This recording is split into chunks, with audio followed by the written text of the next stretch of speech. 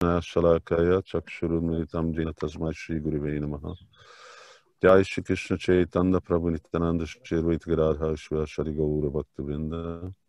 Hare Krishna Hare Krishna Krishna, Hare Krishna Krishna, Krishna Hare Krishna Hare. Krishna. Hare Ram Ram Ram Hare Hare.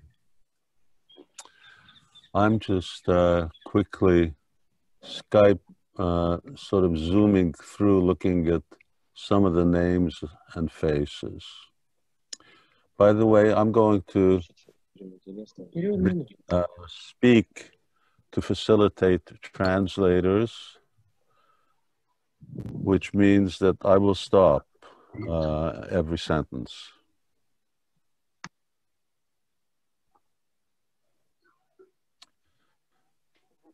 And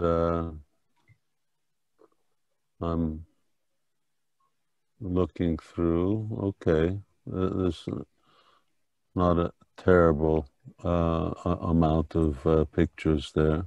I'm just adding more now. Well, thank you very much, everyone, for visiting. I think we have Russian speakers, which means Ukraine, Russia,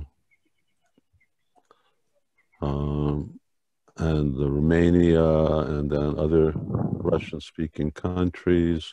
We have Hungarians. We have Turks, I believe. And yes, they're waving at me over here. Who's that? Nishinga is waving at me. And what other language have we got? Oh yeah, we got the English-speaking people. Don't forget them. So this is an experiment. I've really been putting off conferences. Russian conferences we've been having since I don't know when.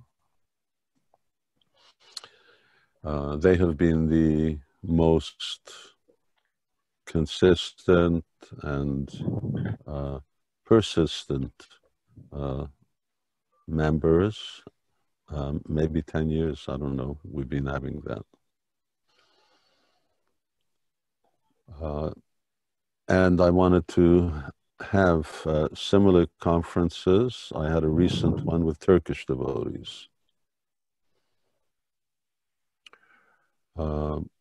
Now I'm trying to see how I can bring everyone together, since more or less the subject is the same.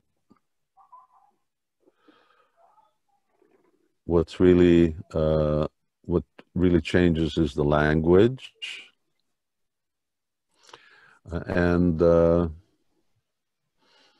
is this all right the way I'm talking for the translators? Well, unless someone's nodding their head. Nishanta's nodding her head, okay.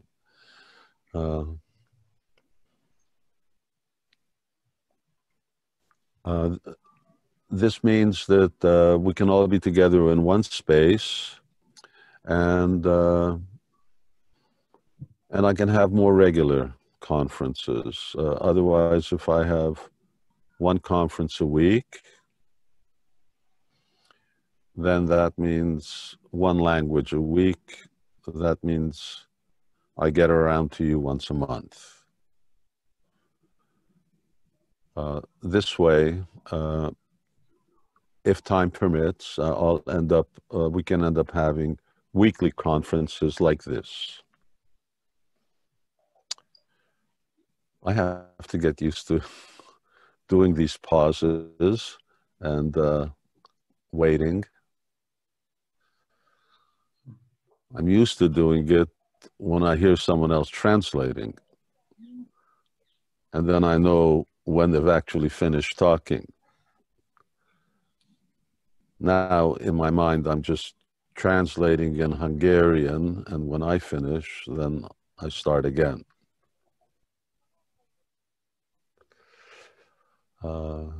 So I hope everyone is really well. You know, we've had serious losses over the last 6 months of Vaishnavas due to this pandemic.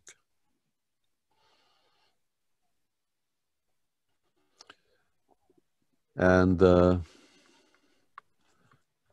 Nishanta, move your screen down a little, so then I'm going to see when your mouth stops moving. Yeah, and then I know when to continue. In fact, if I...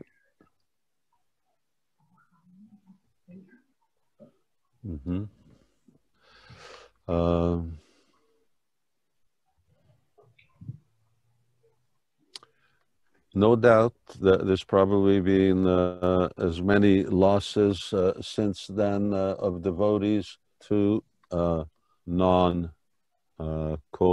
related issues.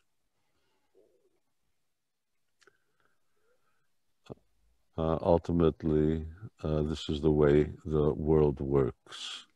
That Krishna says that everything is temporary. Dukkhalayam ashashvatam. It's problematic and temporary. And that means us also. We really shouldn't think that we're here for ever, just because we're devotees. There will be an end, and as you can see, you don't know when that end is going to come. The good thing is that we are in a position that we can avoid having to take birth again.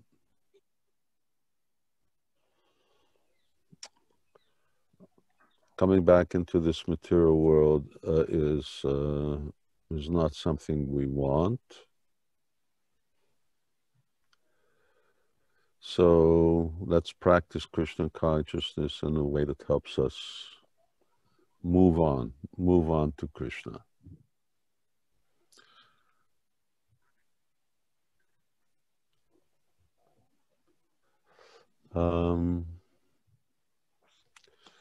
Okay. I think you've heard, but I'm just mentioning. It's obvious I'm sitting here in New Vajradam. I'm outside as opposed to being inside.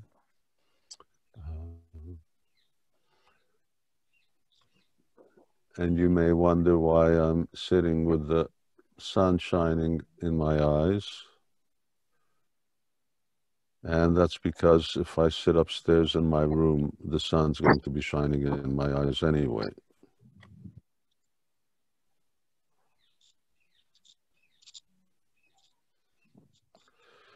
So, and I'm making the most of being outside. I'm sort of I'm not a house creature.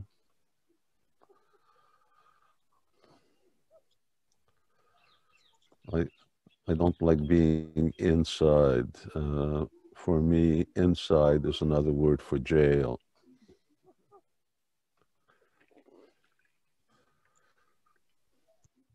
But the times now are going to come when staying outside becomes cooler and cooler.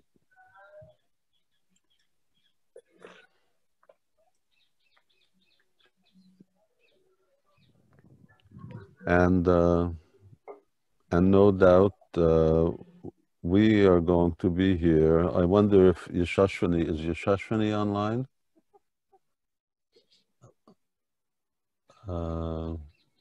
Anyway, I can't hear anything, and I'm just, of course, for Nishinga's putting his finger up, but you don't know about Yashashwini. And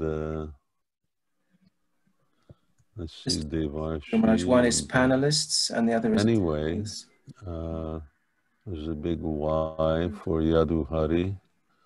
Hare Krishna Yaduhari. And anyway, it doesn't look like going to Mayapur is on the cards.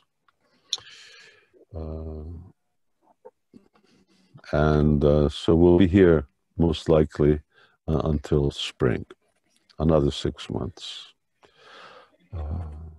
It's wonderful being here.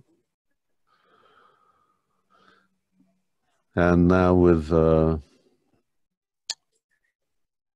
if our sort of restrictions are lifted here on so my semi-quarantine restrictions,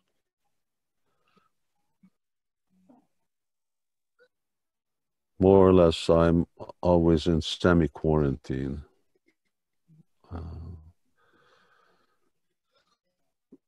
Which means people don't just freely come and go here.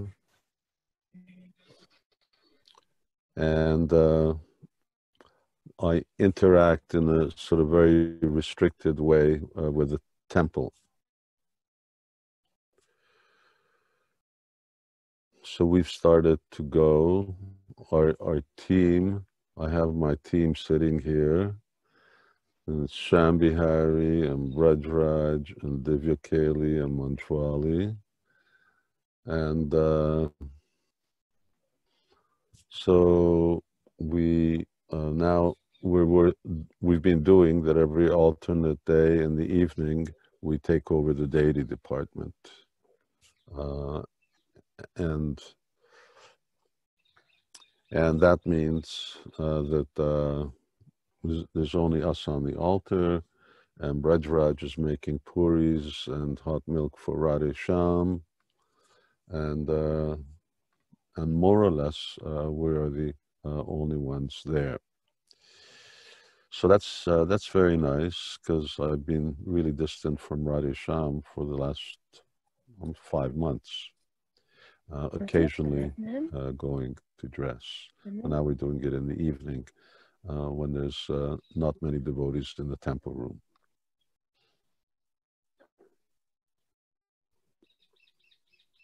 Few devotees there doing bhajan, very nice bhajans.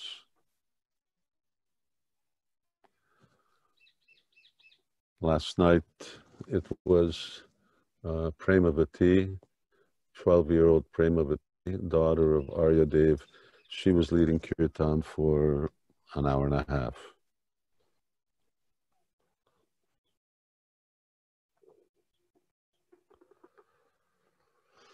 So anyway, we're here, and we're all okay. In fact, not only are we okay, we have our own COVID test kit. Anyone who wants to step in on the property gets their fingers pricked, and they have to wait until Dr. Bihari gives them the result of their test.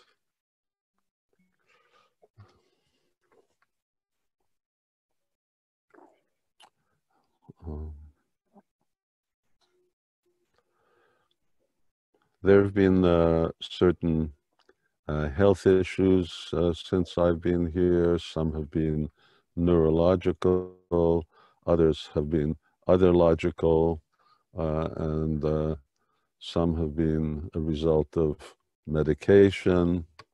All in all, it's been sort of a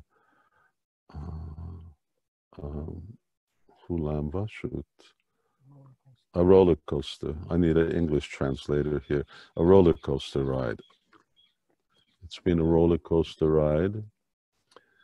And next week, I'm hoping to take 2 weeks off. So I probably won't be doing any kind of conferences in that time, up until the beginning of October. Water.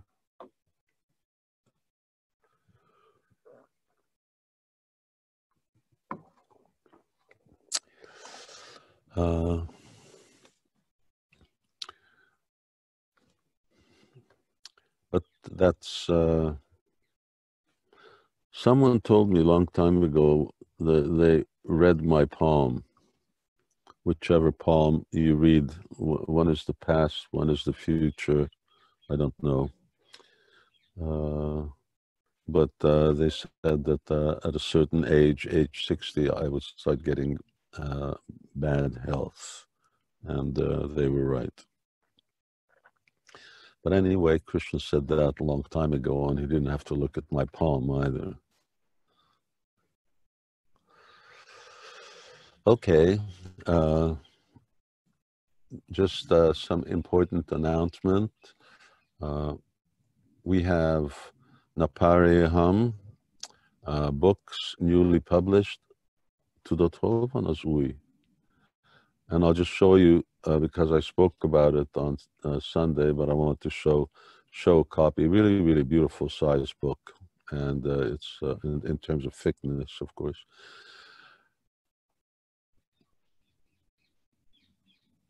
And both in Hungarian and English, it's available. It's sitting. I'm going to be distributing some here, or at least Nishanta Lila is going to be on Sunday. It's really, really a nice size. People say, oh, that's too big. I can't read a big book. This is not a big book.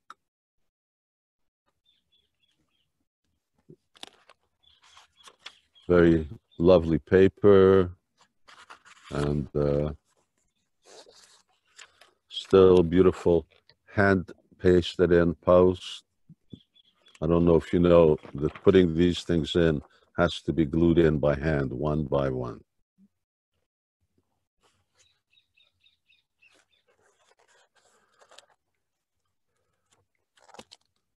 So get your orders while they last, and one good practice is to get one for each member of the family, which means if you purchase for existing members, and then buy for a couple of future generations as well. So then you have them for them. After all, there's no guarantee how easily books are going to be available, but one thing for sure, it's going to cost your grandchildren more. So if you want to be able to get a good deal, then you can buy them in bunches of 10, and I'm sure that Bhakti Devi can work something out for you. As we used to say to some of our customers at the airports in Chicago, we will give you 6 for the price of 9.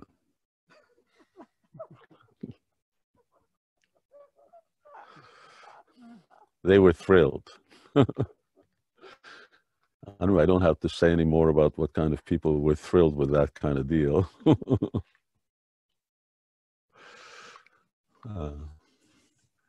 Okay, and even or equally important, Shuddha Bhakti Chintamani, I can't show it to you because it's coming in 2 days. Does that mean we're going to have it Sunday? Do you know, Nishanta? No.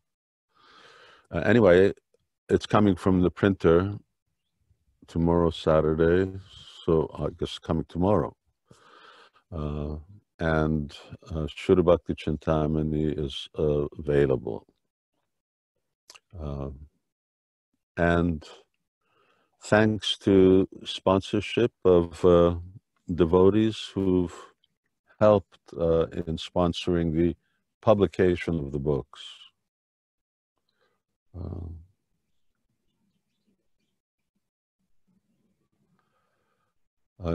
You may wonder why we offer up the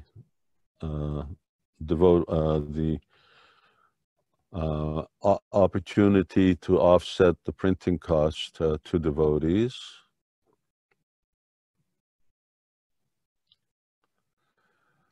And the reason is because the price that we actually sell the books, we try to cover all the other costs that potentially come before printing.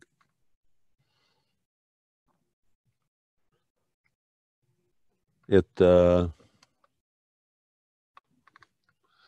doesn't fully cover, but anyway, it goes some distance because we're maintaining the quality of the printing. That's sort of a principle of our Lull Publishing House, is that we're dedicated to quality. And so what to speak of content, maybe you can hear the parrots up there. So in terms of content, in terms of language,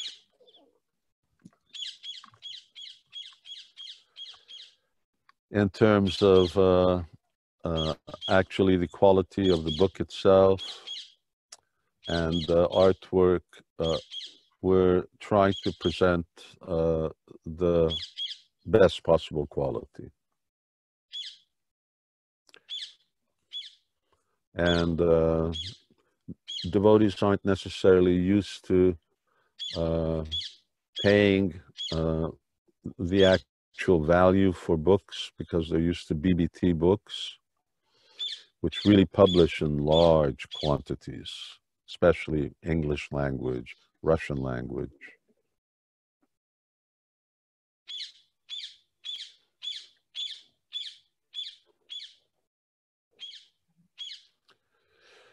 So that's sort of the story, brief story of our books. And the next book, once I finish this little break, and then we do a filming session for little videos.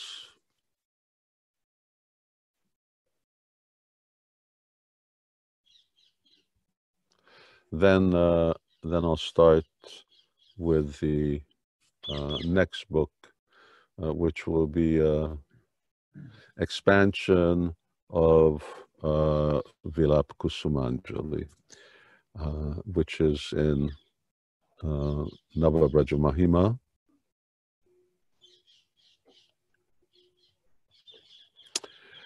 And that has extraordinary artwork. Anyway, you'll see it when you see it. And really, really beautiful, and a lot. Not what you're used to seeing in books. And these are all paintings. Okay.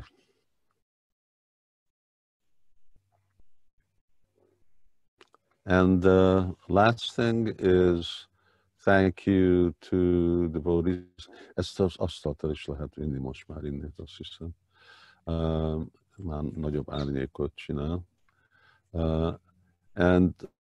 thank you to devotees who have done Nitya Seva over the last couple of weeks, over this year. It's been, considering how unhealthy the climate has been around us,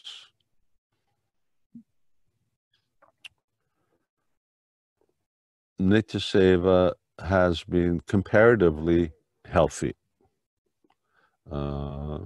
So that's by the grace of the Vaishnavas.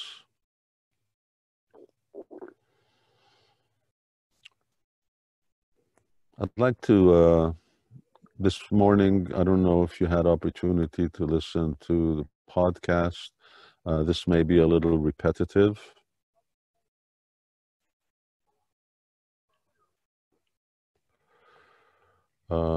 Day before yesterday was Srila Prabhupada's arrival in America? Well, not exactly. It was the 55th anniversary of Prabhupada's arrival in America.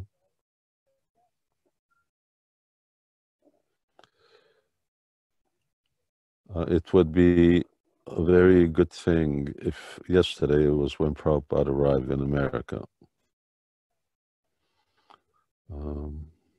But it was 55 years ago. And I'm not going to take a roll call here, but or even embarrass anybody, but there aren't many people on this conference who were alive at that time. And it's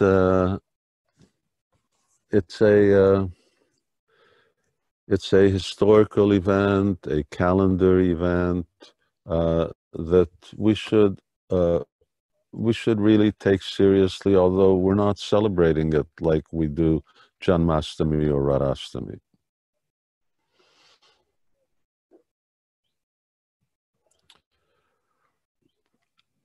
And in one sense, it's understandable. But Prabhupada's arrival in America is more important than Janmashtami or Radhashtami.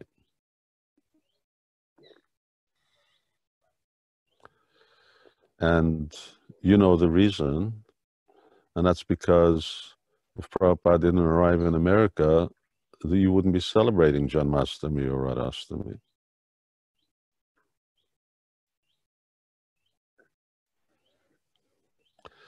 So we only have so many wonderful festivals, and we got Govardhan Puja coming up, but we only celebrate these festivals because Prabhupada came. And as momentous an occasion it is, so externally uneventful it was in terms of Prabhupada's reception.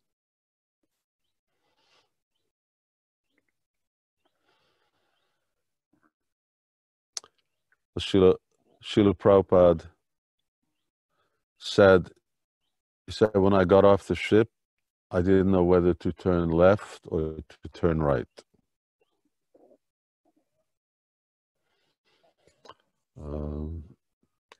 Here was somebody who was going to change the course of history, and no one really noticed him.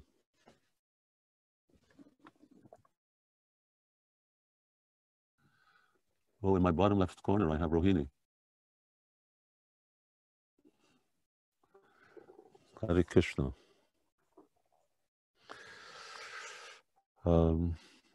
Yeah, no one noticed, except that he was somebody dressed in robes. A strange old man dressed in robes. But Srila Prabhupada was doing just that with his books, because that's really all he had with him.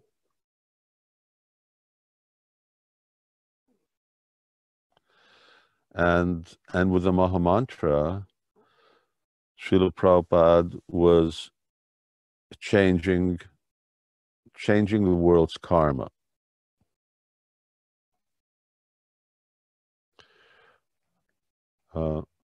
For all these faces I see here,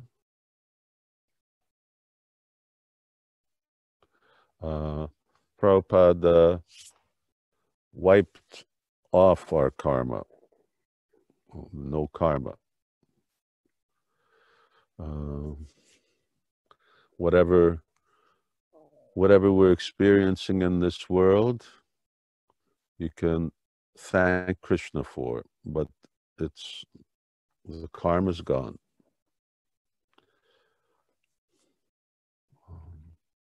And for the rest of the world, I was even thinking this morning how, even when people would complain about the Hare Krishna movement, oh, these Hare Krishnas are doing this and bothering people at the airport or chasing people down the street with their books.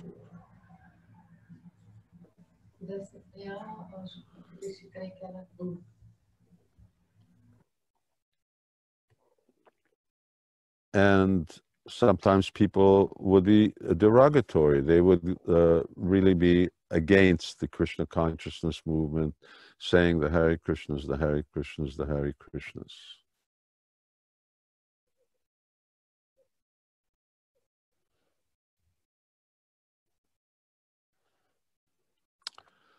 But they were saying Hare Krishna. And they were saying Hare Krishna in a offenseless way, although a faithless way. And their spiritual life began by doing that. Someone may have had a bad impression of Krishna consciousness and never come to Krishna consciousness in this life.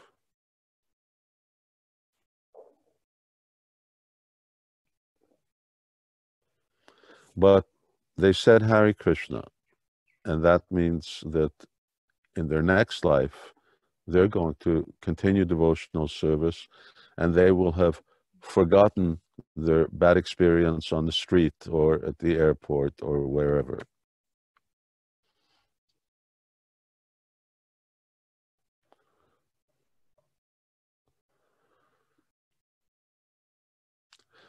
So they will just then continue from where they left off. It's a long-term plan. It's going for the next 9,500 years.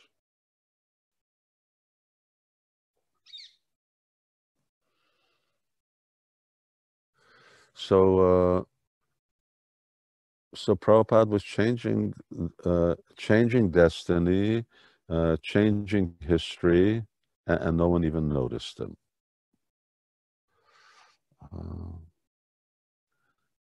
And even for those subsequent 12 years that Prabhupada was with us, he was appreciated by his followers, but really not by anybody else.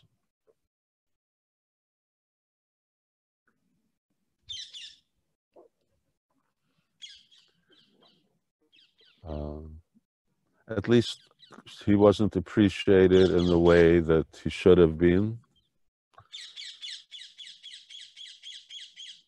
Some people appreciated him as a scholar or as an author, as a representative of an Indian tradition.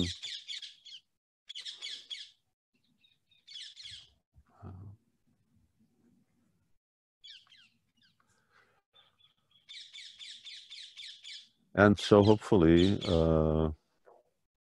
we as his followers really do justice to Srila Prabhupada's greatness and his extraordinary position, which becomes increasingly clear as we become increasingly Krishna conscious ourselves.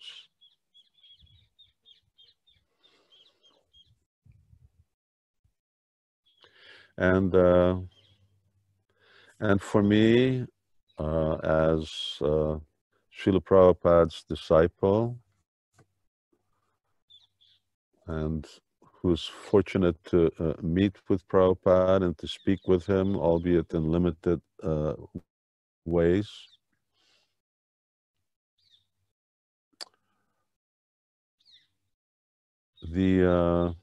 my main concern is that now subsequent generation and 55 years, we're 3 generations down the road. So myself, and the next generation and their generation, that Prabhupada is not relegated to being a historical figure,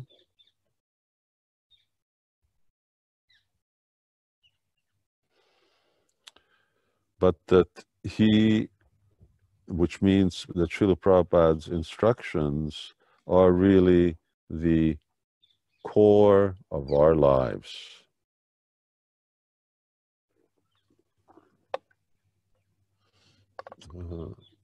That how we eat, how we work, how we think, how we raise our children, what we teach our children, how they continue life, all of this is based on, it's based on what we get from Srila Prabhupada.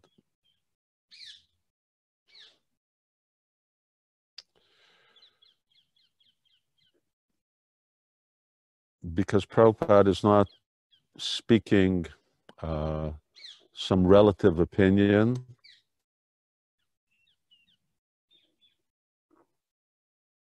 Sometimes people think, oh, Srila Prabhupada is influenced by Victorian India in terms of his opinions on things.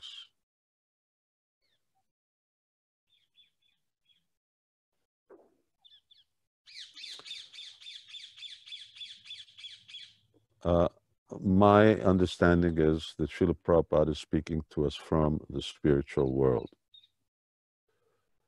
And what he says is the absolute truth.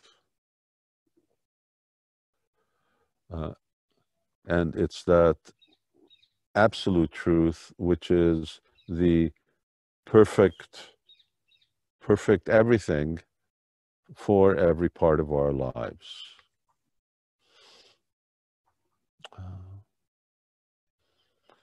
So this foundation of Srila Prabhupada as our lives, this is why Prabhupada was so vehement about this founder Acharya principle.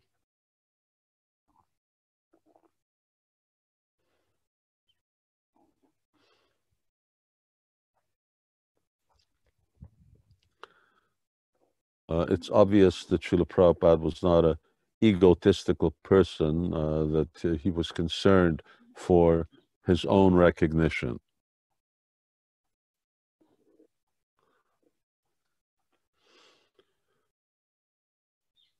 But recognizing and owning the instructions of the founder is the security of a disciplic succession.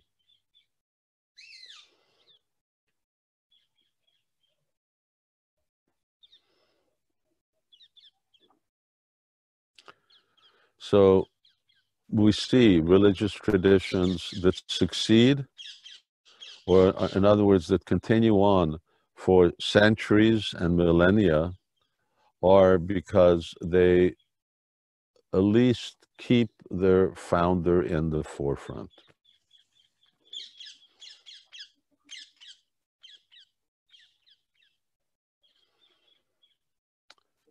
And even in some religions, that keeping the founder in the forefront is really only even symbolic, because they don't even necessarily follow his instructions.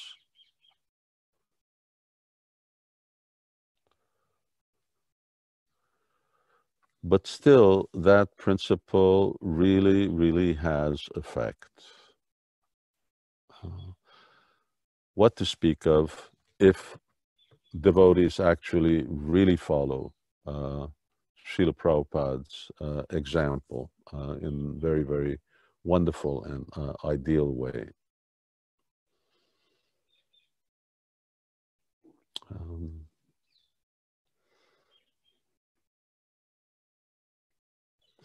Let me just turn this a little this way.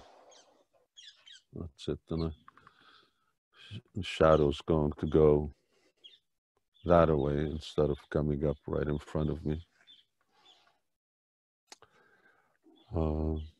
So my request is that whatever you're doing in life, make sure that Srila Prabhupada and Srila Prabhupada's instructions are your life. And that way, we will do justice to Srila Prabhupada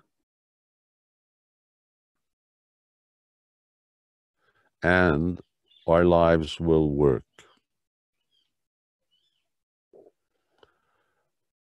You may not have the picture-perfect vision of happiness that you envisage,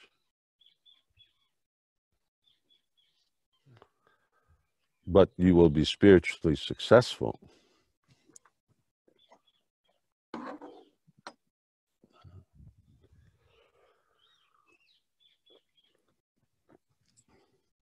So, and of course, this is something you hear me say a zillion times.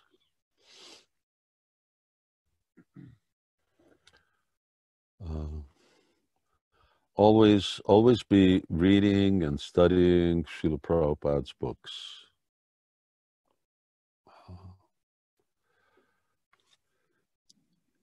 In the ultimate issue, when the dust clears, Prabhupada's books are our primary praman.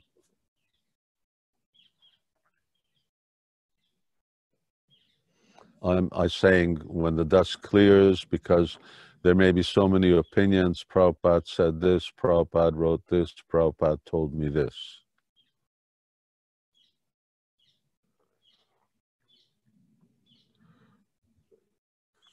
But Prabhupada placed emphasis on his books over and over and over again as our authority.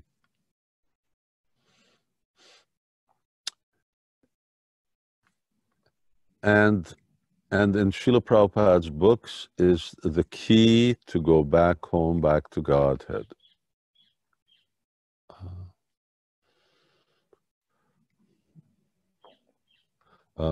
Going back to Godhead is a process.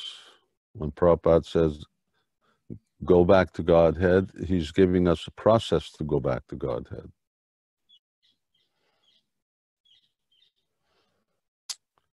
Just like when Rupa Goswami says, Krishna prema pradayate, it means the process for getting Krishna prema. You've given the process for Krishna prema.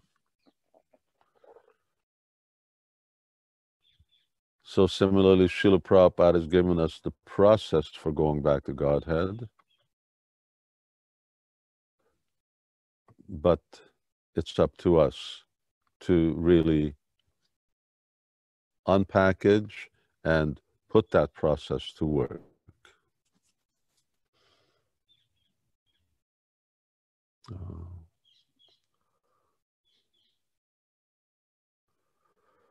There are two sort of events and quotes that for me are always very symbolic of what it takes to be recognized by Krishna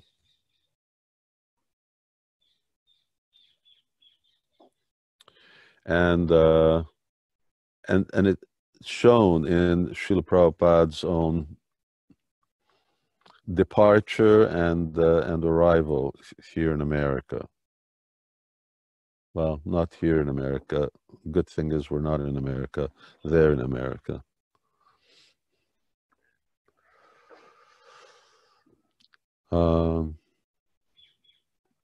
When Srila Prabhupada was in his last days in Calcutta, then he was going around doing preaching programs with a certain, I think, Mr. Roy, who was a professional bhajan singer.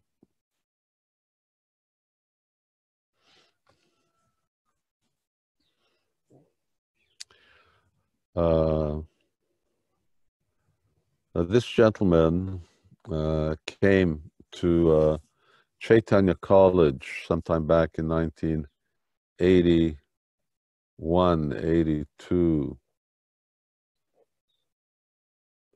and told us stories. I don't know how perfect those stories are, but told us stories about Srila Prabhupada.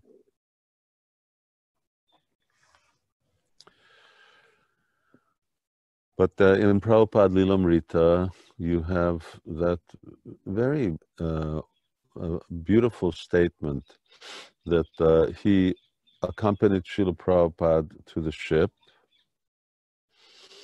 boat. It hardly can be called a ship by today's standards, the Jaladuta. And then he said I just watched him walk up the gangplank and go into the ship.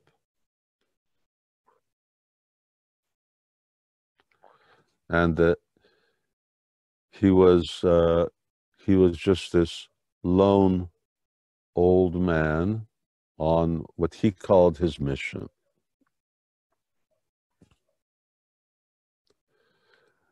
And then his saint went to says, but I didn't know that it was such an important thing.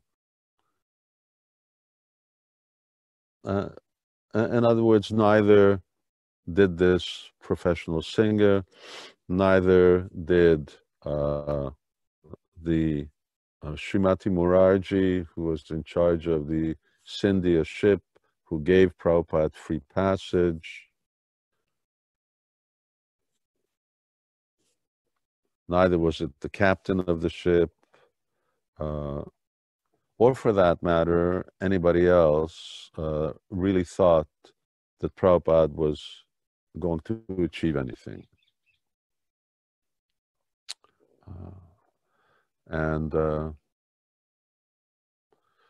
So they couldn't imagine, and for me that was one thing. This concept of Srila Prabhupada being alone, and at the same time couldn't imagine how he could.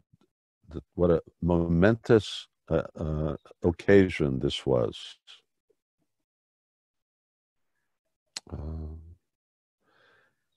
And of course, the other is the version that Prabhupada's son, Vrindavan Dey, says.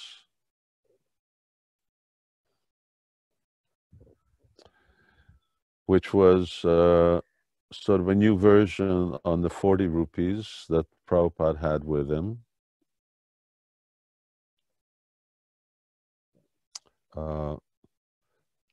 Now you have to remember 40 rupees in those days. When I first went to India, it was 8 rupees to the dollar. I used to really feel rich. I get one of these, and I get 8 of those. And the buying power in India was about a rupee equaled a dollar at that time. So Limca was 25 paise. Soft drink. And rickshaw rides were 25 paise, 50 paise most. So Srila Prabhupada had 40 rupees, which is $5. It was 1965. So $5, you get on a boat and you go to a country where you've got a sponsor that you've never seen and they've never seen you. But then Vrindavan said that he took Srila Prabhupada to his room, and he had a quite comfortable room. And then Prabhupada gave him these 40 rupees. He says, take this, what will I do with it? That means Prabhupada didn't come with 40 rupees, Prabhupada was penniless. And he had $20 from the captain because he sold him 3 books on the ship.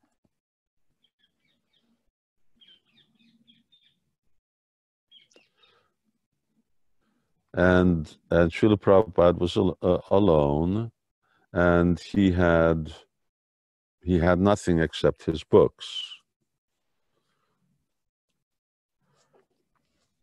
In Butler, Pennsylvania, Prabhupada was, which was where he first went.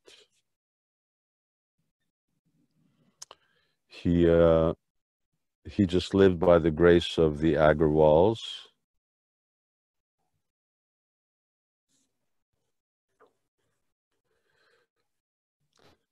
Which is very interesting because this is 1965. So these Agarwals, they were, his father lived in Mathura.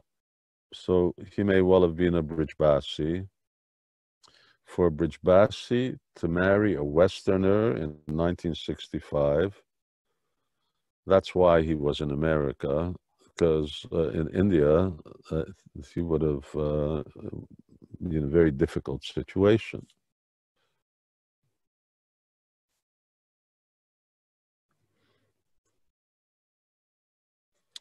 And but Sally Agarwal, the American wife, she was very favorable. She was very open to Srila Prabhupada, and really spoke very beautifully of him.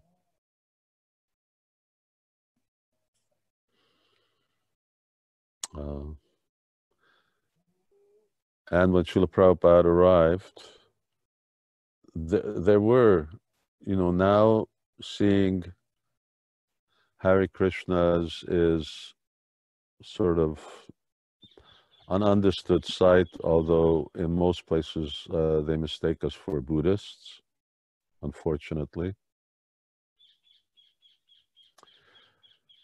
Our preaching will be very successful when the Buddhists are mistaken for Hare Krishnas.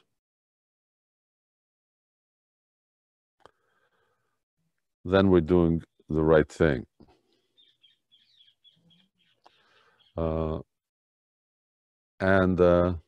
So obviously Srila Prabhupada's presence was an embarrassment to the neighbors. All of a sudden, there's this man in robes walking around the garden, mumbling early in the morning, 5 o'clock in the morning.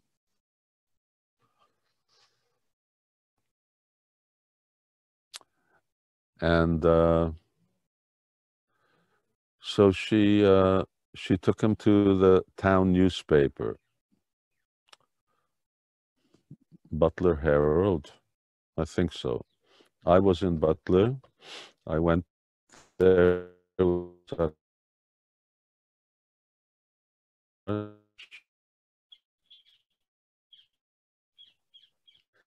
long time ago, 78, and we went to the Butler Eagle, and the newspaper writer was still there, who did an article on Srila Prabhupada. He was very derogatory. He was very unfavorable, interestingly. But you have this picture of Srila Prabhupada, and he's quite stout, actually.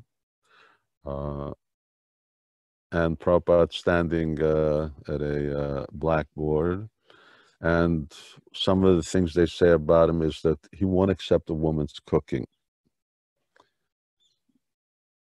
So at that time, Srila Prabhupada's sannyasi standard was very strict. Sannyasis don't accept, well, they cook for themselves. Brahmins cook for themselves. And that was Prabhupada's practice in Vrindavan. although we have many, many, many examples of Prabhupada eating at the homes of grihastas.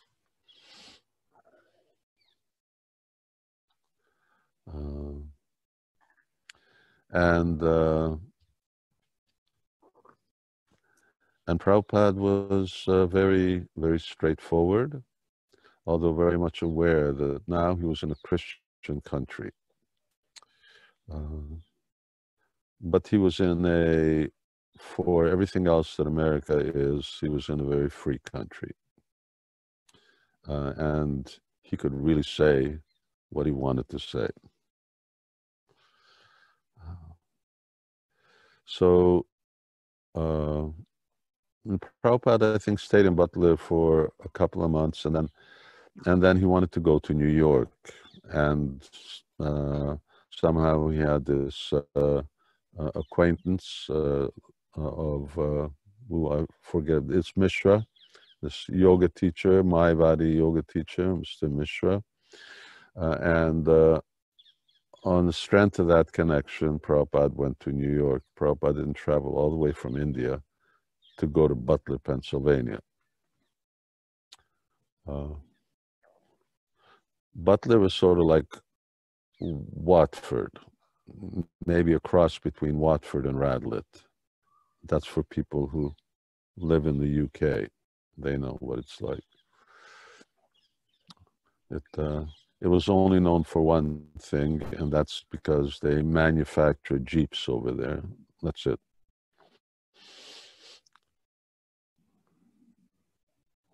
So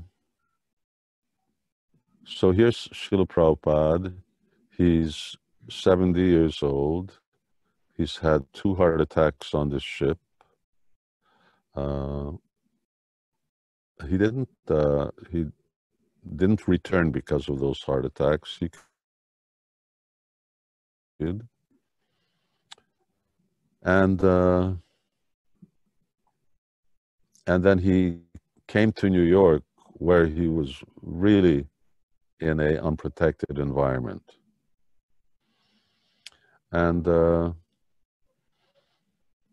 then they put Prabhupada on a bus and gave Prabhupada a bag of coins. I guess they were, you know, what you always do. You have extra change, you throw it in a box. So that type of extra change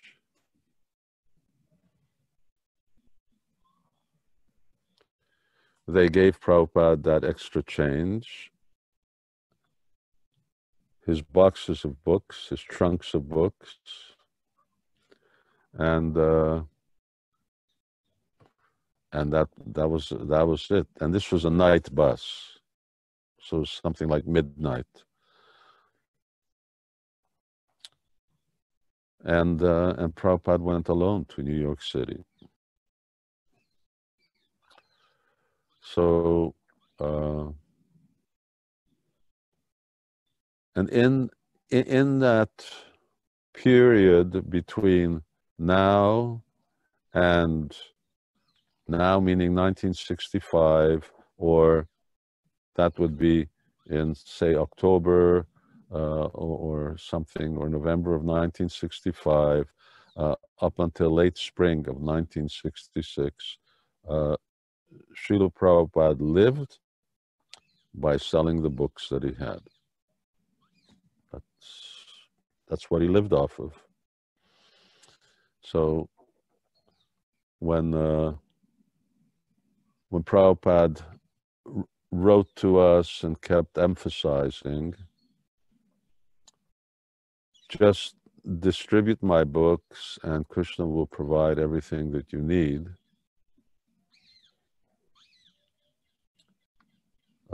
Krishna speaking from experience. I mean, Prabhupada speaking from experience.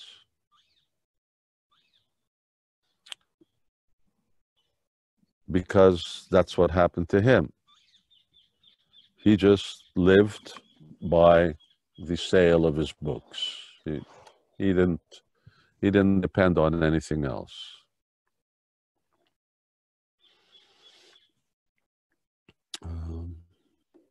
And a few days ago, I did podcast about how Krishna puts his devotee in position of difficulty in order to, he puts his eternal associate in difficulty just in order to show us who are conditioned souls how to depend on him.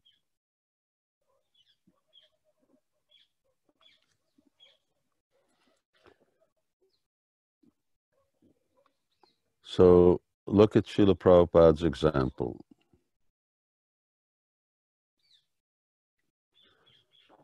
He left his comfort zone, that's called Vrindavan. No one goes hungry in Vrindavan. Besides, he had the Gaudiya Matas in India, so Prabhupada was always secure.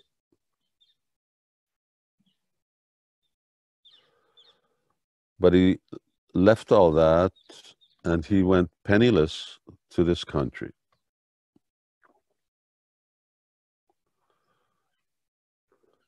And he did it solely on the basis of the faith of Bhaktisiddhanta Saraswati Thakur's order,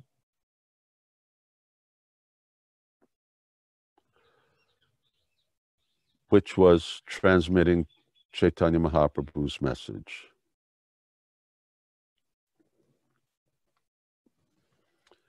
Vitiviti Achyatra Nagaradi Gram Sarvatra Prachari Hoibe Moranam. And Prabhupada had such extraordinary faith in Krishna, Srila Prabhupada, in his own, in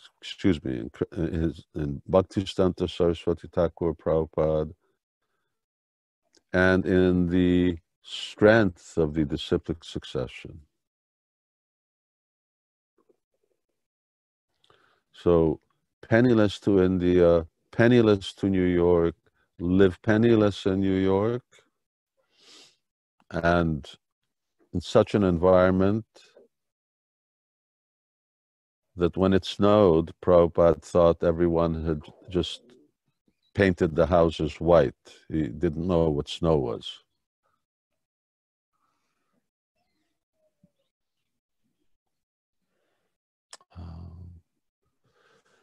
So it's and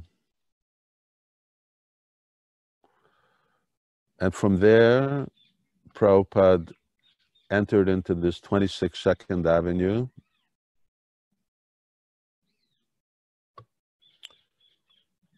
He signed a contract to rent the storefront and the apartment.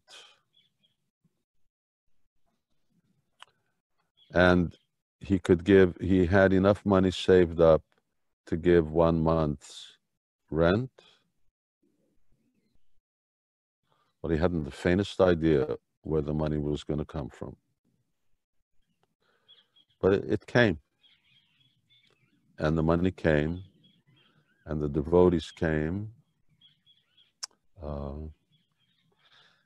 And the devotees weren't the intellectuals of society. They weren't the upper crust. They weren't necessarily the educated university graduates. Rather, they were just the opposite. They were the rejects, the dropouts, university dropouts, the draft dodgers.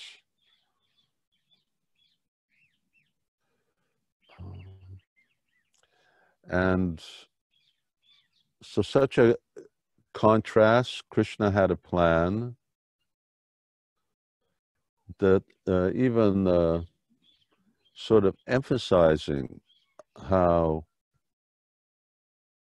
Prabhupada not only came penniless, all alone, but then he had to take the least qualified people and turn them into the most qualified yogis, perfect bhakti yogis, pure devotees. And that's Prabhupada's greatness. If you go from up to the next step up, that's one step. But if you take somebody from the bottom to the top, then that's something else. And that was what Srila Prabhupada did. He took people from the bottom, from the very, very bottom, and he took them to the top, or rather gave them the stairway to go to the top. Now, whether we go to the top or not is whether we take the stairway to heaven.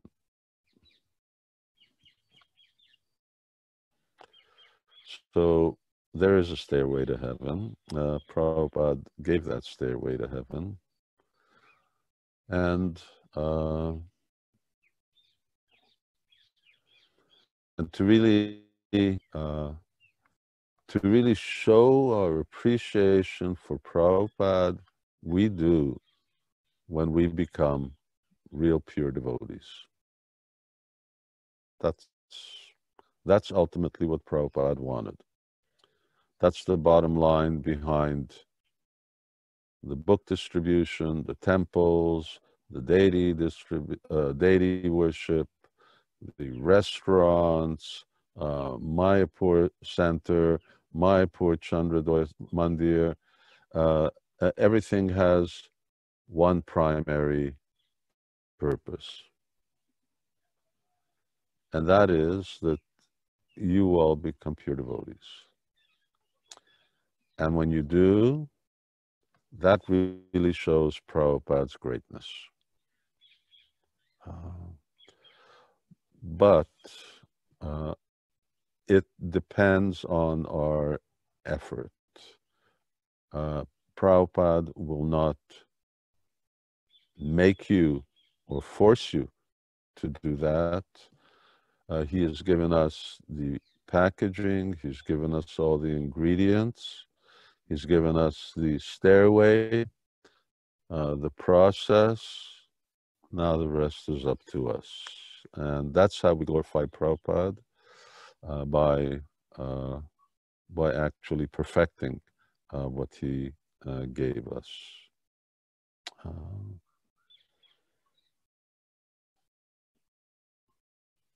So there's so many things that one could speak about Srila Prabhupada and what an extraordinary person Srila Prabhupada was. A long time ago, I remember speaking with Ranchor Prabhu, who's an architect, my godbrother, and in London, Srila Prabhupada asked them to make plans for the temple in Mayapur. But we're talking about this point that even though devotees weren't always very clear on philosophy and on so many things about Krishna consciousness, because in the beginning there were hardly any books, and reading books wasn't necessarily in vogue either.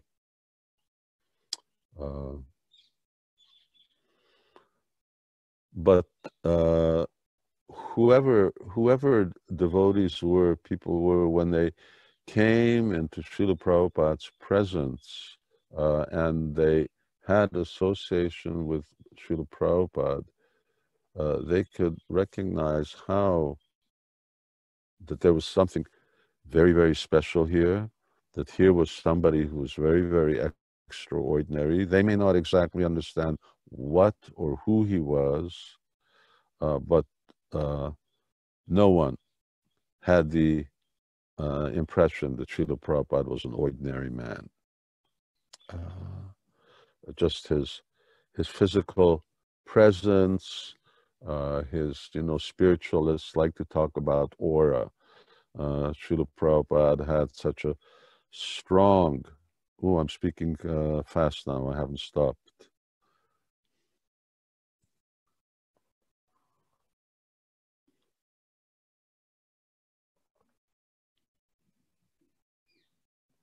Srila Prabhupada had such a strong a presence, that's what you say in English.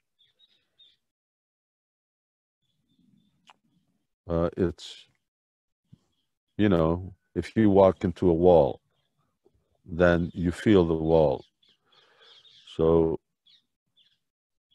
when you came into Prabhupada's presence, it was like, it wasn't like walking into a wall, but it was that striking an effect.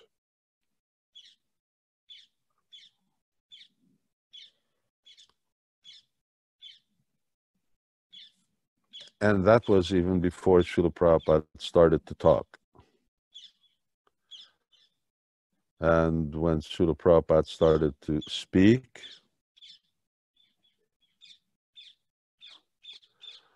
especially if Prabhupada started to get very animated, or if you were so fortunate that Srila Prabhupada started to get angry, then literally it was like a tsunami. It was like being hit by a tidal wave.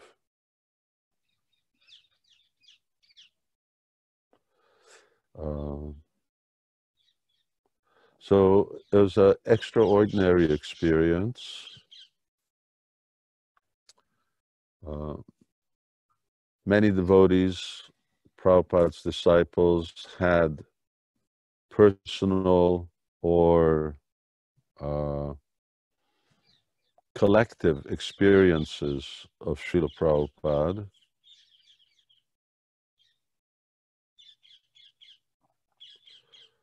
So sometimes when Srila Prabhupada would arrive at the airport,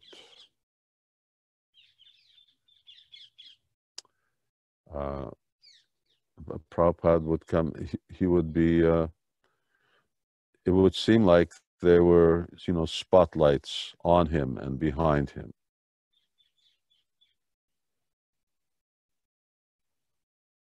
That's just an example. And devotees would say, "Did you see that?" And then the devotees said, "Yes, they saw it."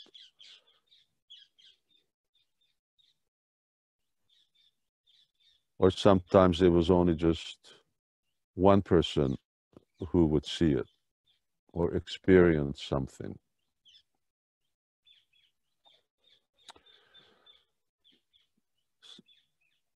So Srila Prabhupada came, by his admission, Srila Prabhupada came from the spiritual world, not by his desire, but by Krishna's request.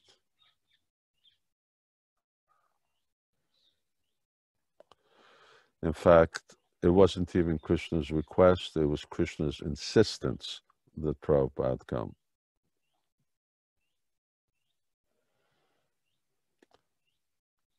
You write the books, and when you finish, then you can come back.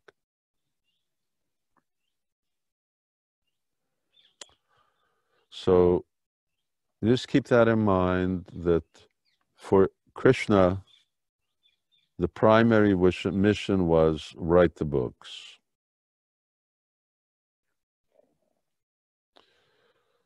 The farms, the temples, the deities,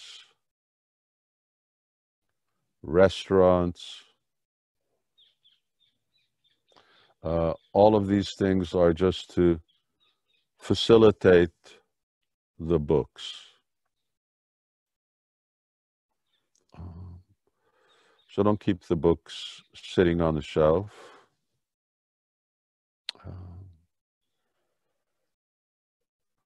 Read them, distribute them.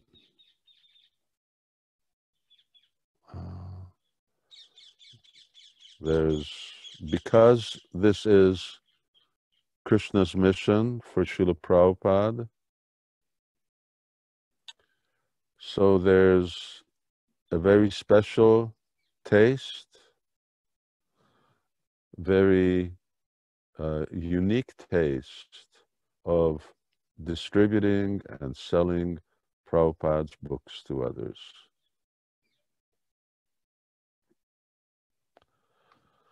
Satnam, you're right in the middle of my computer. Is that true?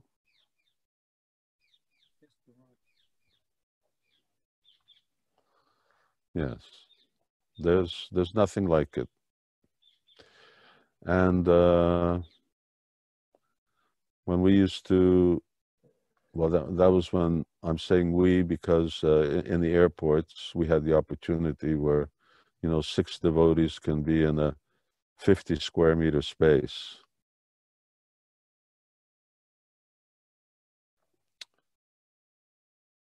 And our aspiration was always to just, when it's time to leave our body, is to drop dead selling books.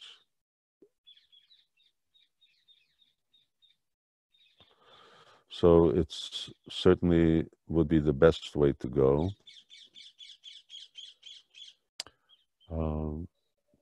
And wherever we are, whatever we're doing, somehow we should try to do that, whether it's to friends, relatives, online, the world's at your fingertips. And Prabhupada's books are available in so many languages, where they're certainly available in English and Russian. They're all available in Hungarian. We're working on it in Turkish. I see Nilufer there. She's right underneath Satnam. We're working on it in Turkish. And our main business and our key to success is continuing distributing Prabhupada's books. And those who haven't had the experience,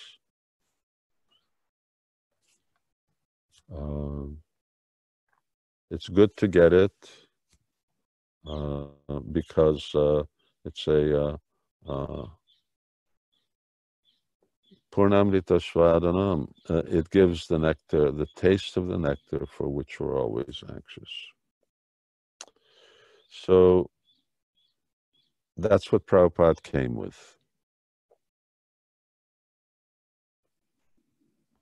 Srila Prabhupada came with some muesli, a little bag of muesli, and small suitcase, and 3 trunks of books. So it's Prabhupada's arrival, and what he arrived with are very, very clear indications of Srila Prabhupada's mission and message.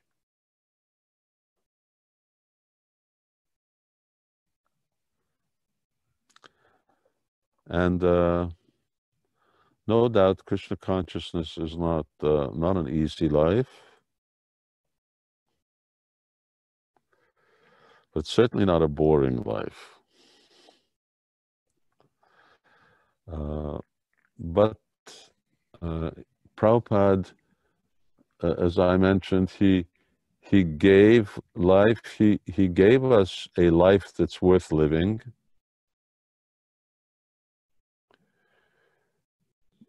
Because aside from just eating and sleeping and maintaining a family and continuing generations,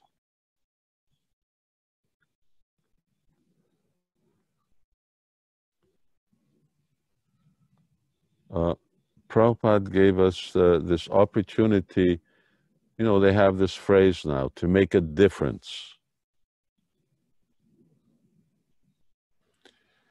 To really make a difference in people's lives. To give people something very, very wonderful. And in the way that Srila Prabhupada removed our karma, we have the opportunity that we can also just clear other people's karma and give them that path back home, back to Godhead.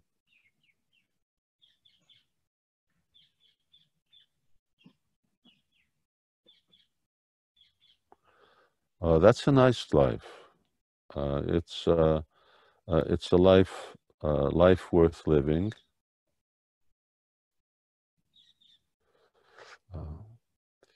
It's a little different than what we're used to. It's a life that's about giving rather than about taking. And sometimes when I'm trying to brainwash the teenagers here in New Rajadam,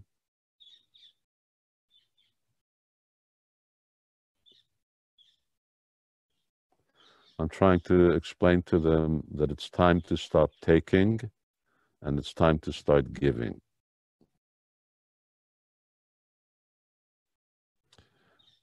And this is, that's the real, and we have something to give. A lot of people, very, very wealthy people who are giving so much, but actually we're the ones who have really something to give. And we have something to give because we received something from Srila Prabhupada.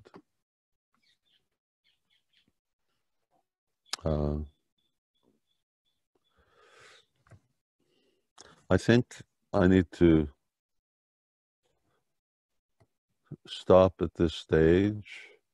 One reason is that the sun is going down, but that's the other reason is that sort of my allotted time for sitting is up, and I need to stand up a little to move around.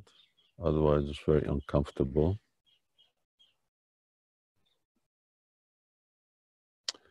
And I think I've spoken enough. We did our experiment. Did languages come across okay?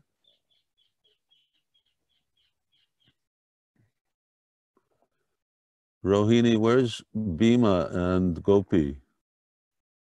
They're inside.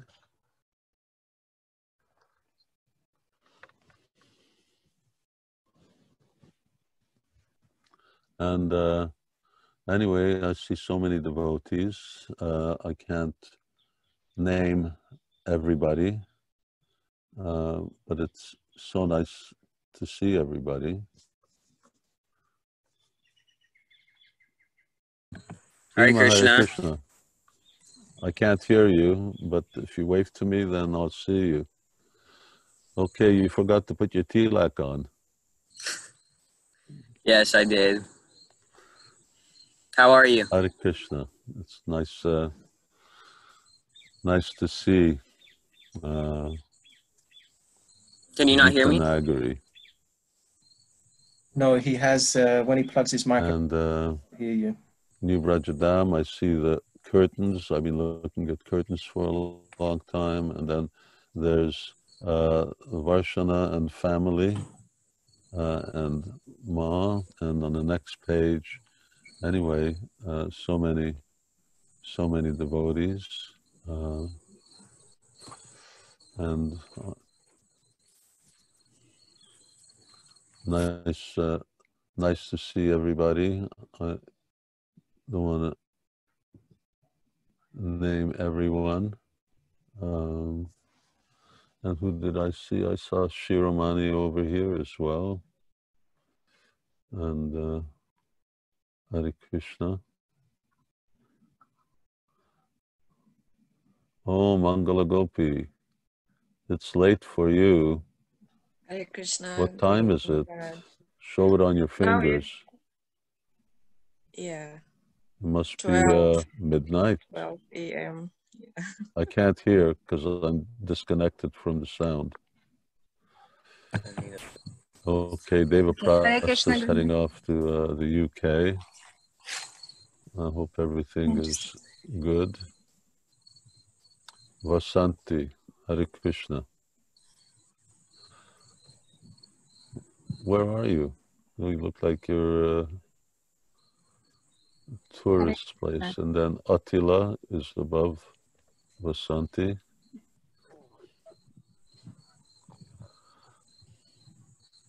And there are so many others. And Mahadev's got his sunglasses on. Looks like a biker. Hare Krishna.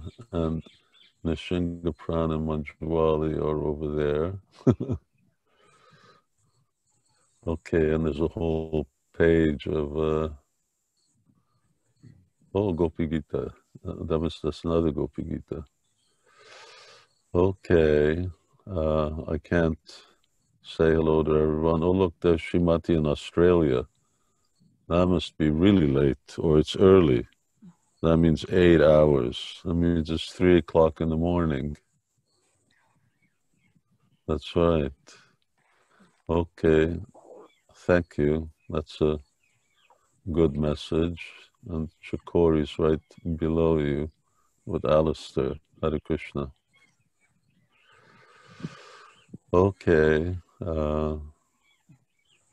Lovely to see everybody. And I'm going to I just have to take a picture of, and here's another reason to go inside. I don't know if you can see them, but that's a mosquito on my knuckles. And so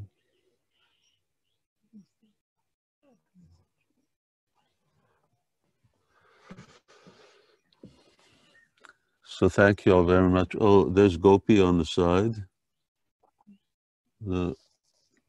Hare Krishna. Okay, lovely to see families together. And well, I'll be in touch soon. Let's see if I get to squeeze it in next week. I constantly taking pictures of New Rajadam sunsets.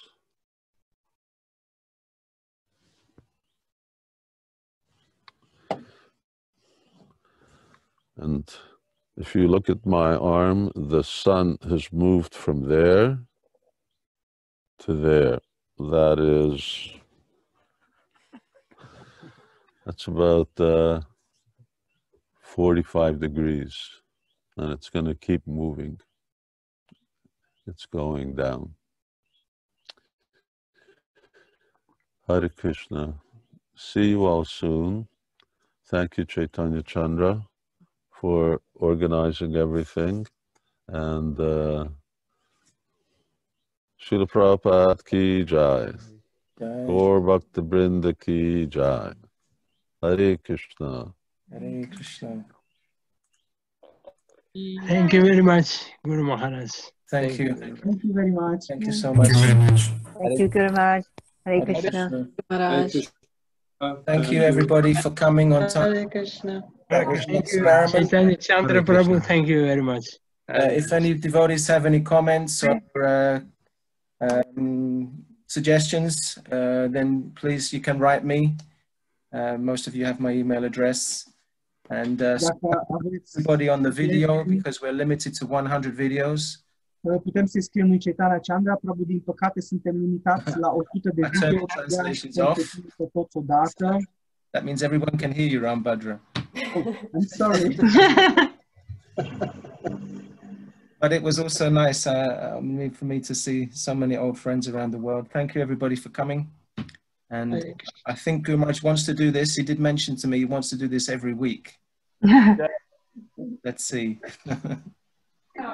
A special thanks to the translators and to Dauji Peru and Shiramani. It's been a big help for me. And I will write also to everybody how we're going to connect next time. Thank you. Thank you. Thank you for organizing. So nice to see everybody. Rohini. I don't think I see everybody, whoever I see, so it's really nice to see what Brothers God sisters. I didn't recognize Bina. He's so big. Look at the size of him. Very well. Oh, I thought you were talking to me. All right. See you all later. Hare Krishna. Hare Krishna.